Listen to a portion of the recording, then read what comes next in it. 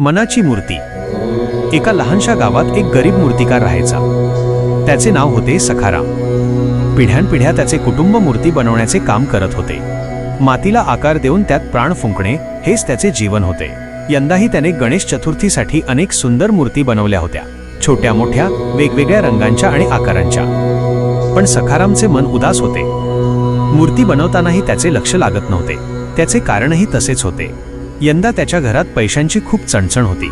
बायकोची औषधे, मुलांचे शिक्षण आणि घरखर्च या सगळ्यासाठी त्याला पैशांची गरज होती. मूर्ती विकून जे पैसे येतील त्यावरच सगळे अवलंबून होते. गणेश चतुर्थी जवळ येत होती. रोज काही ना काही ग्राहक मूर्ती विकत घ्यायला येत होते. सखाराम त्यांना आनंदाने मूर्ती दाखवत होता, पण त्याच्या डोक्यात एकच विचार होता, गणपती बाप्पा, यंदा माझी मूर्ती चांगली विकू दे. एक दिवस एक श्रीमंत माणूस त्याच्या दुकानात आला. त्याने सखारामच्या सर्व मूर्ती पाहिल्या आणि त्याला एक मोठी सुंदर मूर्ती खूप आवडली. ही मूर्ती कितीला देणार? त्याने विचारले. सखारामने मनाशी विचार केला, ही मूर्ती विकून चांगले पैसे मिळतील. बायकोच्या औषधांचा खर्च निघेल. त्याने किंमत सांगितली. फार जास्त आहे, तो माणूस म्हणाला. मी तुला इतके पैसे देऊ शकत नाही.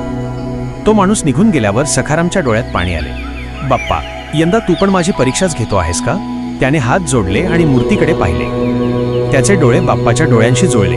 त्याला असे वाटले की बाप्पा त्याच्याशी बोलत आहेत. सखाराम, काळजी करू नकोस. मूर्ती विकली नाही तरी चालेल, पण तुझ्या मनाची मूर्ती खराब होऊ देऊ नकोस. सखारामला एक नवीन ऊर्जा मिळाली. त्याने ठरवले, मी मूर्ती विकेन, पण फक्त पैशांसाठी नाही. ज्याच्या मनात खऱ्या अर्थाने बाप्पासाठी भक्ती असेल त्यालाच मी मूर्ती देईन. दुसऱ्या दिवशी एक लहान मुलगा आपल्या आई वडिलांसोबत आला. तो मुलगा खूप हट्ट करत होता. मला तीच मूर्ती पाहिजे, ती जी बाप्पासारखी हसतीये. सखारामने त्या मुलाकडे पाहिले. त्याच्या चेहऱ्यावर निरागस भाव होते. सखारामच्या डोळ्यात पाणी आले. त्याला बाप्पा आठवले. त्याला वाटले की बाप्पा स्वतः त्या मुलाच्या रूपात आले आहेत.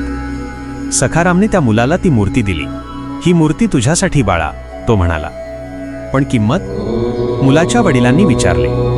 किंमत नाही, फक्त बाप्पावरची तुमची भक्ती. सखाराम शांतपणे म्हणाला. अरे बाबा, तुम्ही पण ना? मुलाची आई हसली. तिने सखारामला पैशांनी भरलेली पिशवी दिली.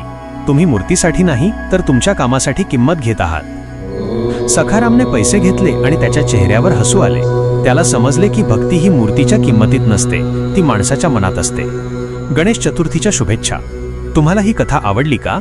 अशाच आणखी रंजक कथा ऐकण्यासाठी आमच्या चॅनेलला नक्की सबस्क्राईब करा आणि या कथेला लाईक करायला विसरू नका.